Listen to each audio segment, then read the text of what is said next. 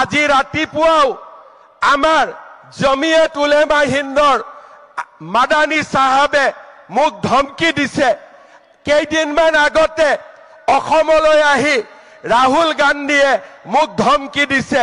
মই আজি মাদানী আৰু ৰাহুল গান্ধীক এটাই কথা কব খোজো, আপোনালোকে যিমানেই মোক ধমকি দিব, অসমক আপোনালোকে যিমানেই ধমকি দিব চেষ্টা কৰিব, অসমে লাচিতৰ হেংদান আকৌ এবাৰ হাতত তুলি ল'ব আৰু আমি প্ৰমাণ কৰিম যে অসমীয়ায়ো অসমবাসীয়েও ভাৰতীয় লোকসকলে কেনেকৈ জীয়াই থাকিব লাগে আমি তাক জানো আৰু সেই সংগ্ৰামখন আমি আকৌ এবাৰ যুঁজিব খুজিছো, আমি জিকিব খুজিছো।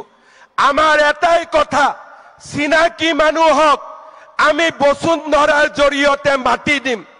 চিনাকি মানুহক আমি বসুন্ধৰাৰ জৰিয়তে মাতি দিম আৰু অচিনাকি মানুহৰ পৰা এক টুকুৰ মাটি কাঢ়ি ননালৈকে আমি ক্ষান্ত হৈ বহি নাথাকিম। চিনাকিক মাতি দিম, অচিনাকি মানুহৰ পৰা এক টুকুৰা মাটি কাঢ়ি নানালৈকেও আমি ক্ষান্ত হৈ বহি নাথাকিম। মই ৰাহুল গান্ধী আৰু মাদানীক চ্যালেঞ্জ কৰি কব খুজিছো, সাহস আছে যদি অসমীয়াৰ লগত যুঁজি চাওক, অসমীয়াৰ লগত এইবাৰ যুঁজি চাওক।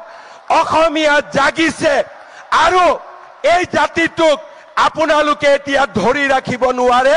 শেষ বিন্দু বুকুৰ তেজ থাকালৈকে আমি যুঁজিম আৰু অকল আমি যুঁজিমেই, এনে নহয় আমি জিকিম। এই হৈছে আমাৰ সংকল্প। সৰ্বানন্দ সোণোৱালৰ আমোলত আমচাঙত 1000ৰো অধিক বড়ো, কাৰ্বি, মিচিং লোকক উচ্ছেদ। ৰহাৰ এইমছ আন্দোলনত এগৰাকী তিৱা যুৱকক গুলীয়াই হত্যা। লাইকাদধিয়াত 1500 মিচিং লোকক উচ্ছেদ। 10 বছৰত ৰামদেৱক তেজপুৰত 1200 বিঘা, তামোলপুৰত 600 বিঘা, গোলাঘাটত 25 একৰ মাটি প্ৰদান। হোল্ডিং নম্বৰ থকাৰ পিছতো চচলত 200 মানুহক উচ্ছেদ। কাৰ্বি আংলঙৰ ভূমিপুত্ৰৰ 30,000 বিঘা মাটি গতালে আদানীক। তুলিৰাম ৰংহাঙৰে বুজাবুজি কৰি 1200 বিঘাৰ অধিক মাটি ৰিলায়েন্সক প্ৰদান। নগাঁৱৰ মিকিৰ বামুণীগাঁৱৰ আদিবাসী লোকক উচ্ছেদ কৰি 276 বিঘা ভূমি ছলাৰ কোম্পানীক প্ৰদান।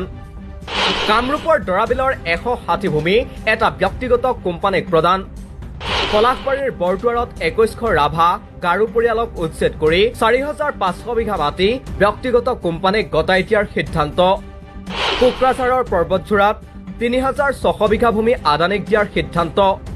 ডিমা হাছৰ 9000 বিঘা মাটি চিমেণ্ট কোম্পানীৰ বাবে আদানীক প্ৰদান। কাজিৰঙাত 80 বিঘা মাটি 5 ষ্টাৰ হোটেল নিৰ্মাণৰ বাবে আবণ্টন।